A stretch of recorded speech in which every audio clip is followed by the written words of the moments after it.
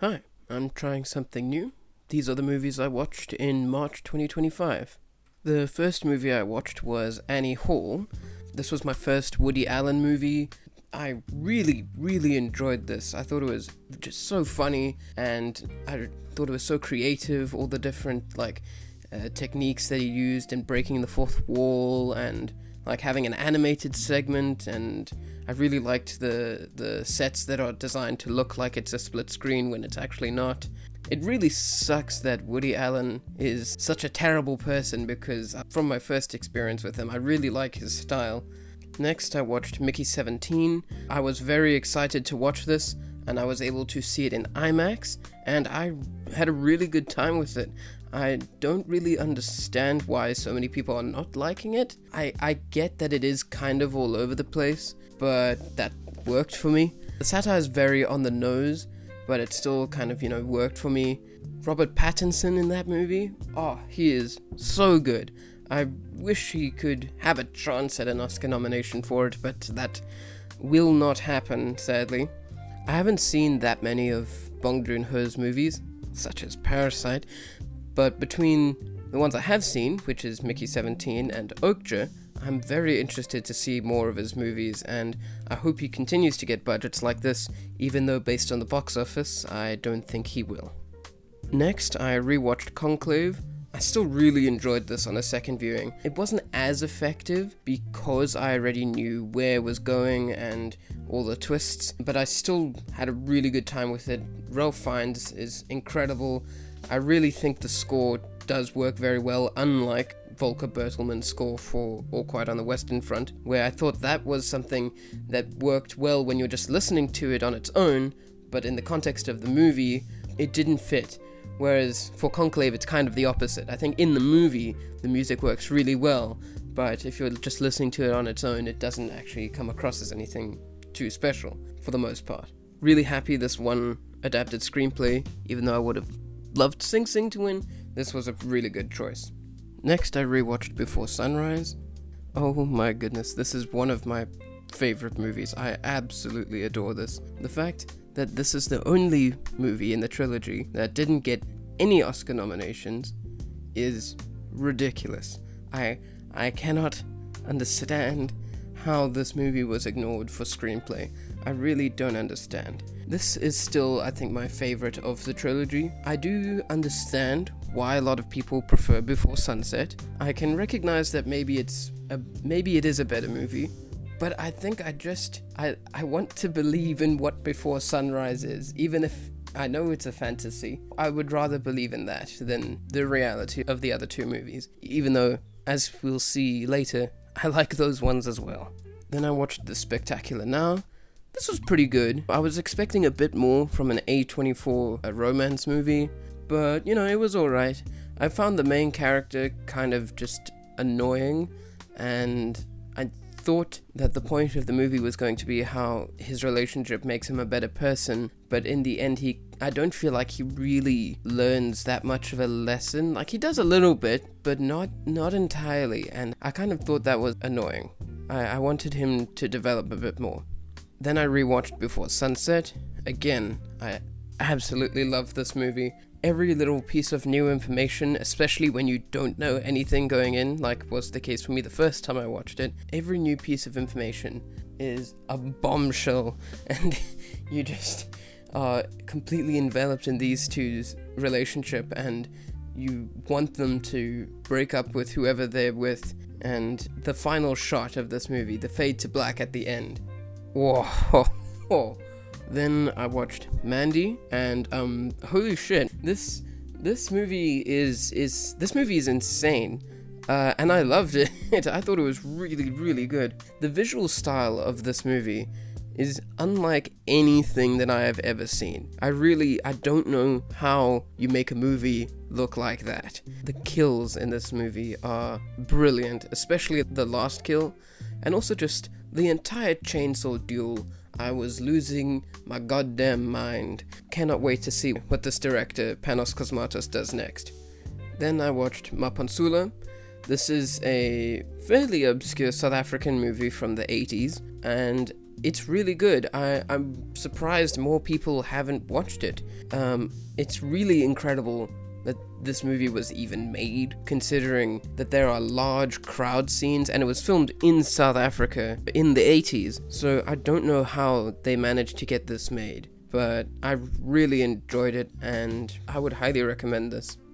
Then I watched Before Midnight. Unlike the other two movies in the trilogy, I was watching this one for the first time. I don't know why it took me so long to get to the third one, but I got to it, and it is just as good as the first two. The hotel scene is one of the best written scenes I have ever watched in a movie. I don't know how long it was, but it felt like it was 30 minutes of just these two characters in one room having a fight, and I really didn't want to see them fighting. Before Midnight is incredible, really glad it got that screenplay nomination. Next, I watched Black Bag, the new Steven Soderbergh spy thriller, and I thought this was great. I really loved the score and the sort of like hazy cinematography, and a lot of the movie is just like really great actors saying dialogue at each other, and I really had a good time with it. Next, I watched The Killing of a Sacred Deer, and oh my goodness, this movie is so uncomfortable, but in a way that I absolutely loved. I really, really dug this movie. That uncomfortable feeling is really elevated by the unnatural and stunted performances, like especially from Colin Farrell and Barry Keoghan. The delivery of every line is so just strange, and it really adds to that uncomfortable feeling. The only other movie I've seen by Yorgos Lanthimos is Poor Things, and there's clearly some similarities in the visual style, but this also feels completely different, which is probably because this was from a different writer than Poor Things. Yeah, this movie definitely won't be for everybody, but it was certainly for me. Then I watched The Power of the Dog, and boy, this was a real slog to get through for the first while. For the first hour and 10 minutes, I'd say, I was really struggling. But then, it got really, really good. For like 40 minutes, I was really into it, and then the ending was not great. I wish the entire movie focused on the relationship between Benedict Cumberbatch and Cody Smith-McPhee's characters, because that was by far the most interesting aspect, but we spend so little time with them, and their relationship only really gets going, like I said, about an hour and 10 minutes into the movie, and that's just too late at that point. There are a lot of beautiful landscape shots, and the music is great, but I can't understand how this won Best Director over Steven Spielberg for West Side Story, and, Denis Villeneuve for Dune, but he wasn't nominated.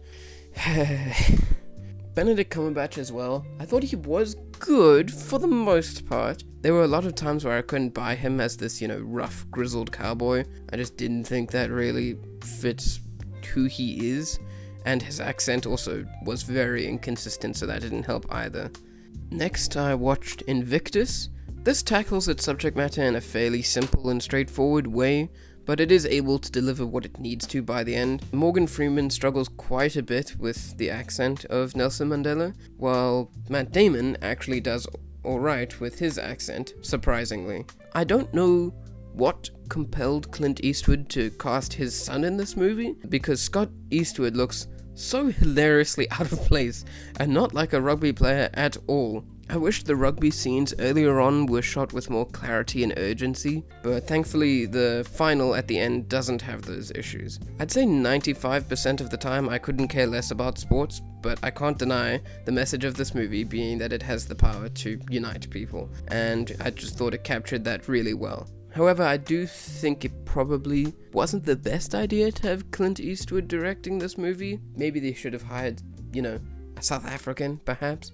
Next, I watched Tales from Earthsea. It was a mix of disappointing and surprising, because I had heard that it was just absolutely terrible, and I don't think it was that. But I was also disappointed because the first 20 minutes were really good. Like, I was really into the fantasy world and what was going on, but then after that it just doesn't really expand the world in any particularly interesting or unique way, and the story being told isn't enough to make up for that. The Ghibli visuals and music are still able to make it enjoyable and worth watching, but it could have been a lot more. Next, I watched The Gorge. This was pretty solid. This was solid. I do think it didn't look very good. Like, the cinematography and the VFX looked very kind of average streaming service E. The story I actually found quite interesting, and I thought the romance was really fun, and a lot of the action was good, and I really liked all the creature design. I thought that was really well done. Makes sense that a Scott Derrickson movie would have good creature design, but I just wish it looked a bit better. Next, I watched The Deer Hunter, and yeah, this was a sad one. This was a depressing movie to watch, but I really enjoyed it, actually. I was surprised by how little time was actually spent in Vietnam. Like, it takes a good hour and a half of the movie before you spend any time there, and then you're pretty soon back to the US anyway. However, the little time we do spend there is very effective in showing how horrifying it was to be there. I do wish Meryl Streep was in the movie a bit more. Next, I watched Companion. I'm not going to say too much about this because I think it works best if you know as little as possible. So all I'll say is I thought it was really good, and Sophie Thatcher is fantastic in it, as well as Jack Quaid. Next, I watched A Working Man. This was not great. I was hoping to just have some dumb fun with it, and it does have that to some extent, especially in the last 10 minutes when the action actually gets good for a bit. But this movie was really let down by its script. The script of this movie is rough. Some of the dialogue here is just no. And like, there's a moment in the movie where Jason Statham aggressively pours syrup onto some guy's food. And I think it's supposed to be like intimidating or threatening to the guy, but it just comes across really funny. Like, what? I don't know what they thought was going to be the effect of that scene. And there were a lot of scenes like that, especially again with the dialogue, where it was just unintentionally funny. It wasn't like The Beekeeper from last year, where that I feel like it knew that it was trying to be funny and silly. This one just, it didn't seem to know what it was doing as much. So I wasn't a big fan of this. Next, I watched Heartbreak Ridge, another Clint Eastwood movie. This was okay. Yeah, this was fine. A lot of the movie is just spending time in the military training and just guys being full of 80s testosterone at each other, and sometimes that can be entertaining, but after it goes on for quite a while, it starts to become a bit boring, and then the final action sequences, it's alright. I didn't find any of the relationships like particularly compelling. I just thought this was kind of okay. Next, I watched Kramer vs. Kramer, and I adored this movie. Dustin Hoffman and Meryl Streep give, honestly, some of the best performances I've maybe ever seen. Some of the scenes between the father and the son were really well done. Next, I rewatched Ponyo. I hadn't seen this movie in a very long time since I was a small child, so it felt like it was a first-time watch. And yeah, it was pretty good. It's not one of my favorite Ghibli movies or Miyazaki movies, but you know, it was cute and it looked good, so. Next, I watched Hour of the Wolf. This is my first Ingmar Bergman movie, and I really liked this one. I don't even know if I fully understood it. I just thought it was cool and creepy, and I really liked the style of it, and I really enjoyed this movie. Next, I watched The Accountant.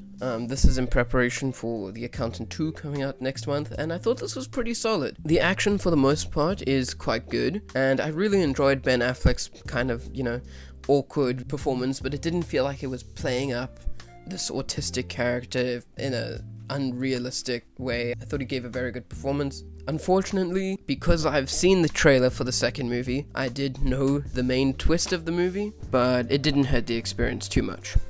So, that's what I watched in March. What did you watch?